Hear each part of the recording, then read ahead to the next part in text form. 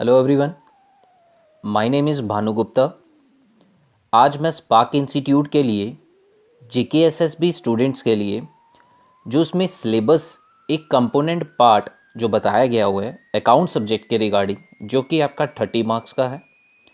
आज मैं इस वीडियो के बाद अगर आपको कोई भी टॉपिक में डाउट आता है या कोई क्वेश्चन आपका पुट होता है तो आप मुझे इस नंबर पे कांटेक्ट कर सकते हैं, भानु गुप्ता 7889793372, या स्पार्क इंस्टीट्यूट के किसी भी ऑफिस नंबर पर, या आप ग्रुप में वो अपना क्वेश्चन टेक्स्ट कर सकते हैं। अगर आज मैं अकाउंट्स की बात करूं तो अकाउंट्स जो है वो बेटा एक बड़ा ही सिंपल और इजी टॉपिक है।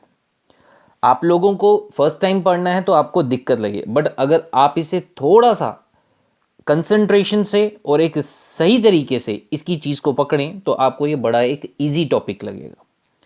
देखिए, अकाउंट्स पढ़ना, मैथ पढ़ना जैसे आप पढ़ते हैं वैसा ही उसमें प्लस माइनस है, इसमें हिसाब किताब करना होता है, ठीक है। बट अकाउंटेंसी कैसे सर हम करें कि ताकि हमें सारे कॉन्सेप्ट जो हैं वो क्लियर रहें और जब हम उन्हें यूज़ करें तो वो वहाँ पे इम्प्लीमेंट भी हो। तो वही चीज़ मैं आपको बताने जा रहा हूँ। हमारी अकाउंटेंसी जो है वो सिर्फ एक चीज़ के ऊपर डिपेंड करती है, वो है हमारे रूल्स ऑफ अकाउंट।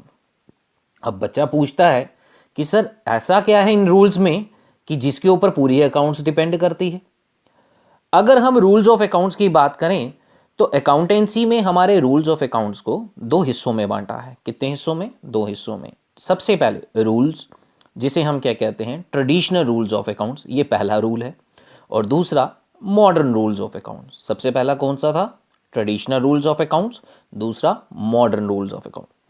अगर हम ट्रेडिशनल रूल्स ऑफ अकाउंट्स की बात करें तो इसे हम एक और नाम से जानते हैं, जिसका नाम क्या है? Golden rules of accounts. क्या नाम है इसका? Golden rules of account.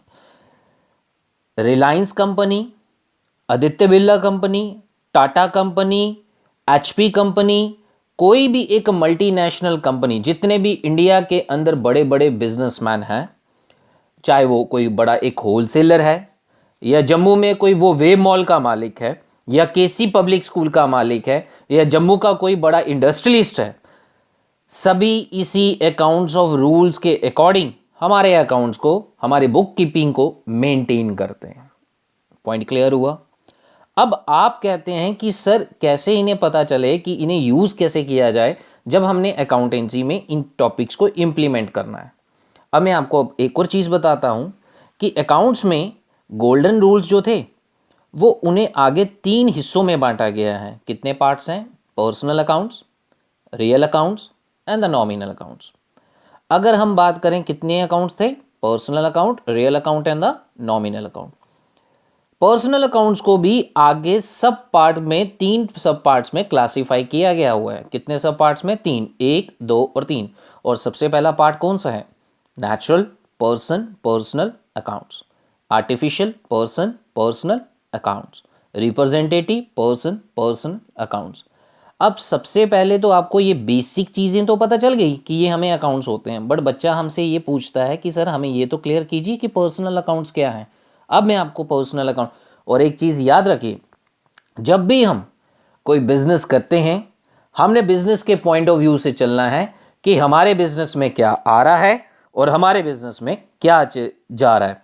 हमने ये नहीं देखना कि हमारे घर पे क्या आ रहा है और हमारे घर से क्या जा रहा है। हमने ये देखना है कि बिजनेस में क्या आया और क्या गया। पर्सनल अकाउंट्स क्या होते हैं, इसकी मैं आपको एक डेफिनेशन आपको लिखकर बताता हूँ। यहाँ पे लिखी हुई है पहले कि मैंने, तो आपको इसके बारे में थोड़ा सा इलेबोरेट कर देता हूँ कि पर्सनल अकाउंट्स होते क्या। सबसे पहले meaning of personal accounts. Personal accounts are those accounts which is related only to the personal items of your business. बात याद रखिए, मैंने किसकी बात की है यहाँ पे? बिजनेस की। मैं फिर एक बार रिपीट कर देता हूँ। Personal accounts are those accounts which is related only to the personal item of your business. अब बच्चा कहता है कि सर बिजनेस की पर्सनल आइटम्स कैसी होंगी? जैसे बिजनेस की पर्सनल आइटम क्या है? हमारे डेटर्स, हमारे क्रेडिटर्स, हमारे बैंक्स और हमारी ड्राइंग्स। अब पहले मैं आपको बता देता हूँ, डेटर्स वो इंसान होते हैं जिनसे हमने बिजनेस में पैसे लेने हैं। क्या करना है? पैसे लेने हैं। फॉर एग्जाम्पल के तौर पे ए ने पैसे लेने थे बी से, तो ए के पॉइंट ऑफ व्यू से बी उसके लिए क्या हुआ, डेटर्स। क्या बना, डेटर्स। अब डेटर क्या होता है, जिनसे हमने पैसे, तो क्रेडिटर उसका ऑपोजिट लगा लिए, जिसको पैसे देने होते हैं। डेटर्स को क्लासिफाइड किया गया है 3 सब पार्ट्स में। एक होते हैं गुड डेटर्स, एक होते हैं डाउटफुल और एक होते हैं बैड डेट्स। गुड डेटर्स एक ऐसे क्लाइंट्स होते हैं जो हमारा टाइम टू टाइम पैसा दे देते हैं। डाउटफुल डेटर्स वो एक ऐसे डेटर्स होते हैं जिनके चांसेस कम होते हैं, शायद 50%। लाइक फॉर एग्जाम्पल 1 लाख में से उसने 50,000 दे दिया, बचा कितना, 50,000, क्या पता दे या ना दे, दैट मीन्स द डाउटफुल। और बैड, जिसकी उम्मीद ही नहीं कि वो बंदा पैसे देगा। मैंने किसी को 5 लाख रुपया दिया होता और मुझे उस बंदे की उम्मीद नहीं है कि चांसेस नहीं लग रहे, या आपने अपने फ्रेंड को किसी को पैसे दिए हुए थे तो उसके चांसेस नहीं लग रहे हैं कि वो पैसे आपके, तो जो उसे हम क्या कहते हैं, गंदा क्लाइंट। गंदा क्लाइंट मतलब कह सकते हैं आप उसे कि जिसने आपके पैसे नहीं दिए, आप उसके साथ दोबारा बिजनेस नहीं करेंगे। इसके होते हैं कि 50% चांसेस है, 50% नहीं। गुड जो है आपके साथ रूटीन में काम करता है, that means the personal accounts. Point clear हुआ। ये हमारे बिजनेस की कुछ ऐसी पर्सनल चीजें होती हैं। अब जैसे कि बैंक है, तो बैंक एक हमारा पर्सनल अकाउंट होता है बिजनेस का, उसकी इंफॉर्मेशन हम किसी के साथ डिस्क्लोज नहीं करते। कितना पैसा बैंक में जमा करवाया, कितना पैसा निकलवाया, वो होते हैं हमारे पर्सनल अकाउंट्स। पॉइंट क्लियर हुआ। चलिए नेक्स्ट टॉपिक। पर्सनल अकाउंट्स के बाद अब सबसे पहले मैंने आपको बताया था कि पर्सनल अकाउंट्स को आगे 3 सब पार्ट्स में क्लासिफाइड किया था। एक नेचुरल पर्सन, पर्सनल अकाउंट्स। अगर हम बात करें natural person personal accounts are those accounts which is related only to the natural human being of your business.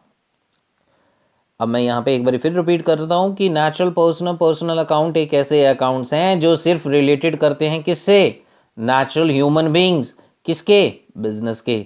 जैसे फॉर एग्जांपल के तौर पे राम, श्याम, मोहन, सोहन, भानु सर, ये सारे क्या हैं, हमारे एक नेचुरल पर्सन, जिंदा इंसान जिन्हें हम देख भी सकते हैं, टच भी कर सकते हैं, फिजिकली इनके साथ बात भी कर सकते हैं। तो ये सारे हमारे किस में फॉल करते हैं, नेचुरल। जैसे आप लोग, हम आपसे बात कर सकते हैं, आपको क्लास के अंदर लेक्चर दे सकते हैं, आपको फिजिकली सीन कर सकते हैं, तो वो सारे क्या हुए, हमारे नेचुरल पर्सन्स। दूसरा टॉपिक है हमारे पास, दूसरा पार्ट पॉइंट है artificial person personal accounts. Artificial personal accounts are those accounts which we cannot physically seen or touch but they represent the name or the entity of the firm। But जिसे हम देख नहीं सकते, ना हम उसे physically touch कर सकते हैं, बट वो रिप्रेजेंट करता है हमें एक नाम या किसी की एक एंटिटी, किसी फॉर्म के बारे में। लाइक फॉर एग्जांपल के तौर पे वे मॉल, आप तो जानते हैं, इसका नाम अच्छा खासा सुना हुआ है आपने। होटल एशिया, ये जम्मू के ऐसे नाम हैं जो जम्मू सिटी में काफ़ी अच्छा इनका ब्रांड भी है और काफ़ी अच्छा नाम भी बना हुआ है। वे मॉल, होटल एशिया, केसी public school, Amar Singh club, और उसके बाद आ गया पाम आइसलैंड। ठीक है, अब ये क्या है, मार्केट में इनकी आइडेंटिफिकेशंस बनी हुई हैं। वे मॉल किसका है जी, पोंटी चड्डा का। किसका, पोंटी चड्डा। आज ये मर चुका हुआ है, आगे इसका बेटा चला रहा है जिसका नाम क्या है, मोंटी चड्डा। बाप के मरने के बाद बेटा ही उसकी संपत्ति का मालिक बना। बट जब लोग मॉल में जाते हैं या हम लोग मॉल में जाते हैं कभी भी, तो हम ये थोड़ी ना कहते हैं कि हमने पोंटी चड्डा या मोंटी चड्डा के मॉल में जाना है। हमने कहाँ जाना है, वेव मॉल। पहचान किसकी है, वेव की। एंटिटी किसकी है, वेव की। नाम किसका चल रहा है, वेव का। तो कानून की नज़रों में वेव मॉल एक फर्स्ट एंटिटी है और पोंटी चड्डा एक सेकंड एंटिटी है।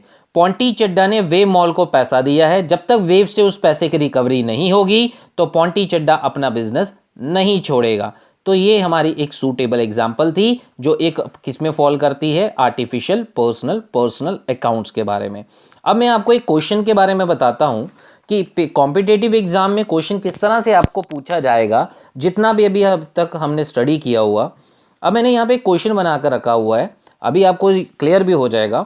How many types of the golden rules are to be classified. यहाँ पे एग्जामिनर ने मुझसे क्या क्वेश्चन पूछा है, कितने किस्म के गोल्डन रूल्स होते हैं। और आपको पता है, मैंने आपको पीछे नाम बताया, यहाँ पे एग्जामिनर ने नाम चेंज कर दिया। ट्रेडिशनल रूल की जगह क्या रख दिया, गोल्डन रूल्स। और गोल्डन रूल्स ऑप्शन में उसने क्या दिए, 2, 3, बोथ ए एंड बी या नन ऑफ दीज। अब पहले आपको तो इतना पता ही है कि गोल्डन रूल्स होते कितने हमारे पास, 3। नन ऑफ दीज तो आंसर होगा नहीं, बोथ दोनों में से तो एक होना चाहिए था, ना 2 है ना 3 है, तो दोनों तो हो ही नहीं सकते इसमें से, तो क्योंकि हमें एक सिंगल ऑप्शन, तो 2 तो आपने पढ़े नहीं है, तो आपने पढ़े कितने हैं, 3, तो आपका 1 मार्क्स कहाँ गया, आपके हाथ में। नेक्स्ट क्वेश्चन है कि personal accounts are to be divided into the dash part, 5, 4, 3 या नन ऑफ दीज।